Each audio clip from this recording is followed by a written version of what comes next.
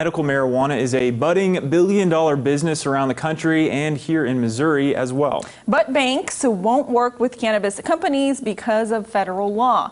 Jesse Tenor reports how the cash-only business could change with the help of Congress. Bankers and cannabis industry experts were on the Hill today asking senators to pass a bill that would allow marijuana businesses to access traditional financial services.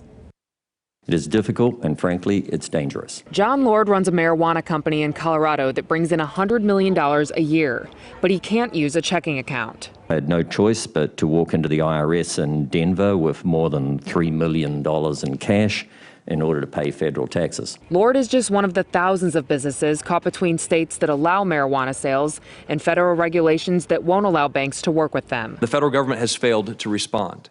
It has closed its eyes and plugged its ears and pretended and hoped that the issue will just go away, but it won't. Both the American Bankers Association and Credit Union National Association want change, but groups like the Virginia-based nonprofit Smart Approaches to Marijuana say using banks would make marijuana sellers appear more legitimate. By skipping ahead to a technicality over banking rules, the marijuana industry is hoping to gain many of the benefits of federal legalization without a debate over the public health effects. Congress still clashes over federal legalization of marijuana. For now, lawmakers seem comfortable leaving it up to the individual states, where only 3 have refused some form of cannabis. Colorado Republican Cory Gardner and Oregon Democrat Jeff Merkley have teamed up on the Safe Banking Act, designed to protect the financial institutions and the non-cannabis companies that interact with marijuana sellers. Let's fix this. Let's honor the states' rights vision of all of these states that have said this makes sense here in our location for our citizens. In Washington, I'm Jesse Tenor.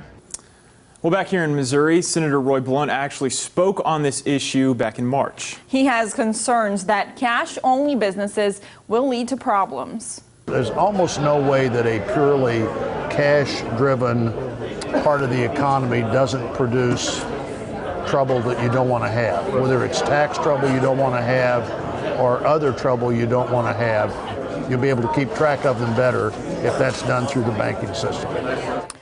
Conducting these types of transactions on a strictly cash basis can pose some risks, as we heard. Senator Blunt has some concerns of his own, and you heard lawmakers say it could lead to more problems than answers for business owners too. Yeah, and also here in Springfield, several CBD oil shops have had similar issues with local banks not wanting to work with them when they try to set up an account there. So we'll have to stay tuned to see how this plays out in the future. A new industry that everyone is trying to figure out how they will go about this. Yes, they are.